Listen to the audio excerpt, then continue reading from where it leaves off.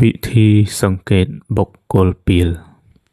1. បុគ្គលពាលគឺជាបុគ្គលដែលដឹកនាំខ្លួនឯងនិងអ្នកដទៃទៅរកតែផ្លូវដែលខុស 2. បុគ្គលពាលគឺជាបុគ្គលដែលចូលចិត្តធ្វើរឿងឥតប្រយោជន៍ឥតបានការ 3. បុគ្គលពាលគឺជាបុគ្គលដែលប្រកាន់ជឿខុសយល់ខុសរឿងល្អថាអាក្រក់រឿងអាក្រក់ថាល្អលាមកថាផ្កាបន្លាថាស្បៃកាយកប់ត្រឡប់ជាន់ជាដើម 4. បុគ្គលពាលគឺជាបុគ្គលដែលគេពោលសរសើរថាល្អក៏ក្រោធខឹងគេដែរ 5.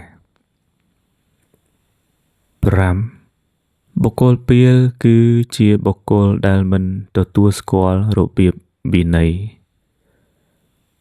ការរស់នៅមិនទទួលស្គាល់របៀបវិន័យឬសណ្ដាប់ធ្នាប់បែបបទល្អសេចក្តីថ្លៃថ្នូរជាដើម